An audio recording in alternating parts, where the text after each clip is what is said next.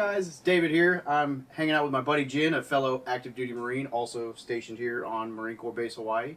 And today we're going to talk to you briefly about driving for dollars, what it is, and some stuff that we've learned while actively driving for dollars over the last couple weeks. So, real quickly, driving for dollars is literally just driving around in your car, looking for properties that look distressed, like they might be a good prospect property for maybe a fix and flip or a wholesale, or just maybe even an abandoned house that could just have a whole myriad of potential.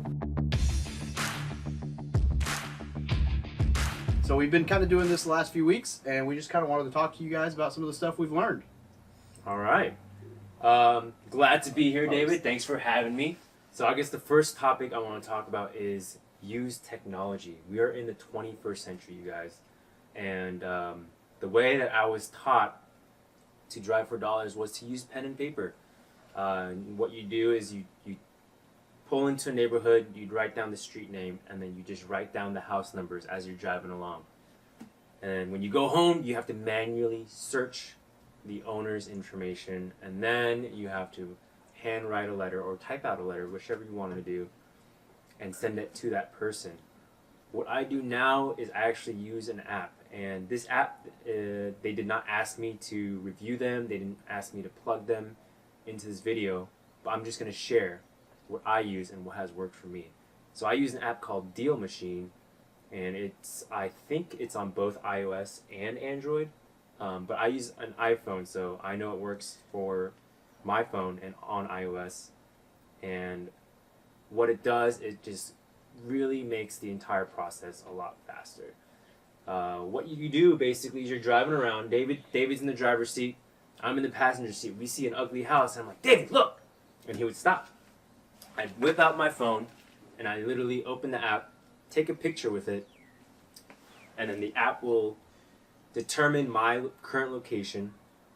I just choose the plot of land, okay, and the app does the rest. It'll look up the owner's information, and all I need to do is push a button, and it will send a postcard to that owner that says, is this your property? And it has a picture of the property that I just took with the phone, and it'll send that postcard, and within 3 to 4 days they should receive it, and it has all of my contact information. So if they are interested in selling the house, and all they need to do is reach out to me. They can email me, call me, or text me.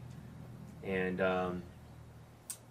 yeah, it really makes the process a lot faster. Whereas I'm pretty sure you just said when you were driving for dollars, you were doing what exactly? Yeah, so I was doing the old drive, slam on the brakes in the middle of the road, try to get off the street, block traffic, try to like write down addresses, or at some points I would be texting just the numbers in my phone to myself so that later I could go back, and I would forget the street names or whatever. The last time that I drove for dollars on my own, I actually sent out 10 letters from it, and 7 of them came back as mail not delivered, wrong address, whatever the case.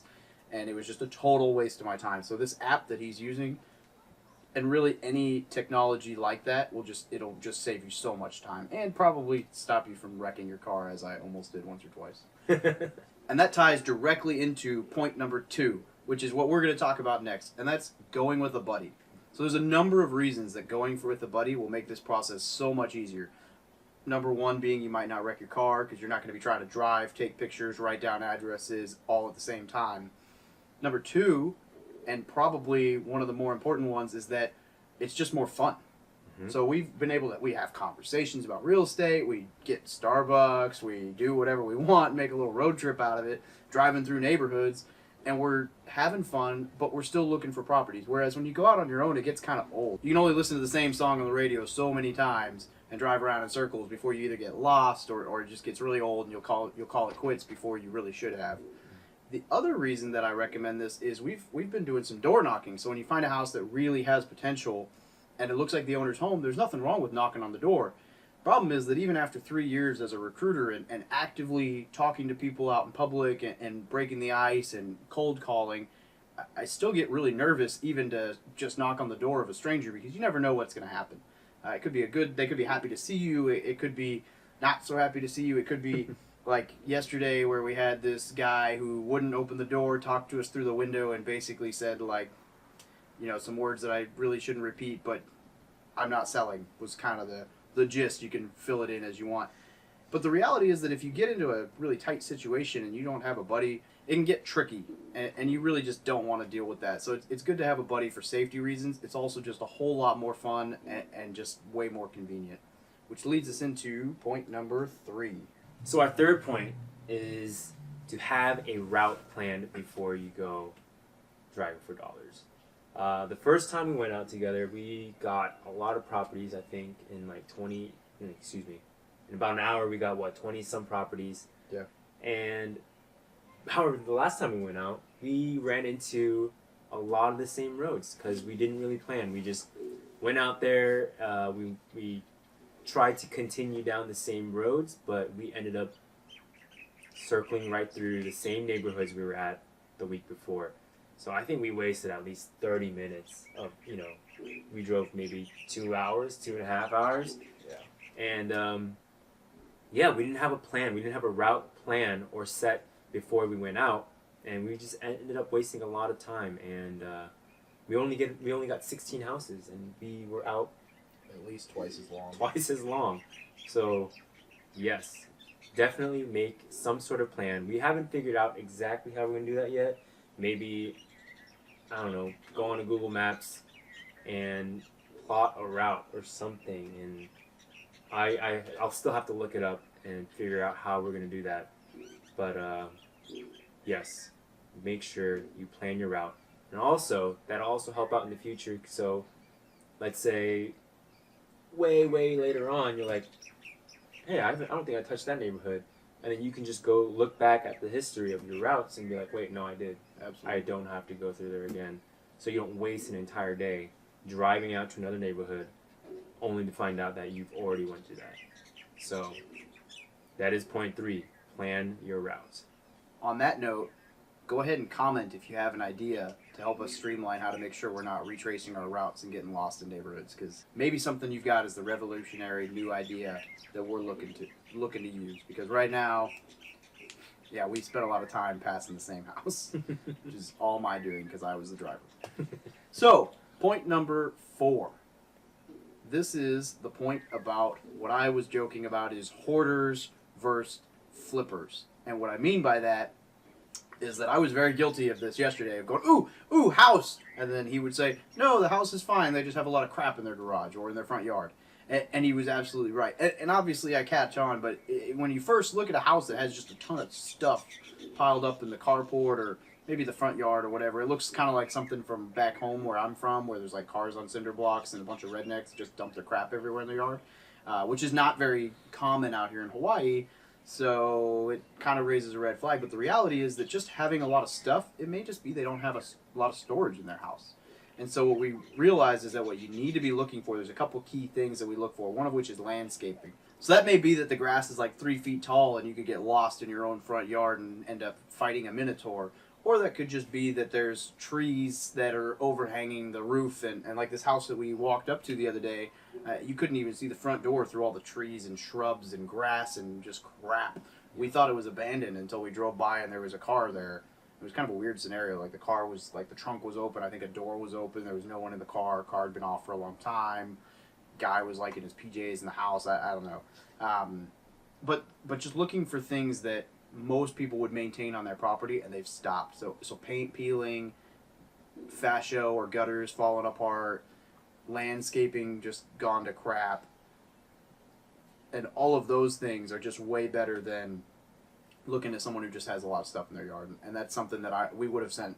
If it was up to me, I probably would have sent 4 or 5 letters out, which if I was doing it the old school way, handwriting, would have just wasted a ton of my time. So it's just good to know that there's certain key things that you're looking for, especially an overarching one would just be if it looks abandoned.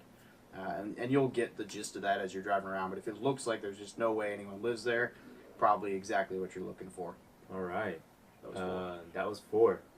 And I think that was it. And the last thing we just want to talk about was just an observation, something that we noticed. And David and I, we pulled into a neighborhood with just pristine houses. None of these houses had anything wrong with them. You know, everything was just flawless, kind of like this neighborhood. You know? Yeah. $1 million views. Yeah. I mean everything you could ever want, right? On We the were side of a definitely in mountain. the wrong house for flipping, Yes. or wrong neighborhood for flipping. But one thing that I noticed is that the cars in the driveways were pickup trucks. They were business owners, contractors basically, who go out there and grind it out every day, you know? And if it wasn't a pickup truck, it was just your normal, regular old car. It was a Toyota, a Honda. And it didn't occur to me that the people that would live in these $1 million homes would be completely okay with driving, you know, your regular old Toyota Yaris or something. Yeah. And then some of these other neighborhoods that we pulled through with, you know, just houses falling over. literally falling over. And, you know, the paint's peeling and everything's falling apart. And in the driveway, there's like this brand new BMW. And I'm just like, what? What? How does that even make sense? Why are you paying so much money towards a car and you can't even afford to maintain your own home? And it boggles my mind, really. And I guess that just boils down to, I guess, the mindset of some of these people that live out here. You know, these wealthy business owners have their own priorities set, and that's, you know, making sure that their families are taken care of and that they live in a nice and healthy home. Whereas other people, they might not care too much. You know, they want the fancy stuff now rather than trying to save up and pulling themselves out of whatever hole that they might be in. So I thought that was an interesting thing that we observed, and Yeah, definitely. definitely something to take note of. I guess that'd be kind of like, as we're talking mindset, something that maybe separates middle class from lower middle class, or even upper class, and that's, I guess you could kind of sum that up in like, don't be so concerned about how people view you, which would be like the fancy car you're driving around in town, that you forget to worry about your actual finances. And like he said, these are multi-million-dollar houses with an amazing view. I mean, just awesome places. Just regular cars, regular people. Friendliest neighborhoods we drive through too, they all say hi. Some of the other neighborhoods are like falling apart and people are just total jerks. And there is a dog's head sticking out. I swore that was like a cat sitting on the roof of that car, but it was definitely just a dog's head just perched up on top of the car as it drove by. Anyway, just making your finances right. So guys, you know, this isn't a finance video, but just by all means, if you're gonna live in a house, you know, don't be so worried about what other people think that you forget to take care of yourself. And that's it. Yeah, that's our video for today. Just we wanted to quickly talk about driving for dollars and the way that we've been doing it. There are hundreds of different ways to do it. This is just our way. Yeah. Hopefully you learned something. Hopefully you can take something away and make it better. And if you do, yeah, hey, comment. This is the part where I plug, right? I'm supposed to say things like comment, share, like the video, click the little follow button so that you get notified when we post more videos. And just more importantly, if you got questions, ask them. We would love to do some more videos for you. And we would love to hear what you guys want to see more of. Tune in next time to learn some more about... See, I can't come up with that. we should just pan to that gorgeous view right there. There you go. We'll Tune in next time to see this. Which Which is aimed at the grass.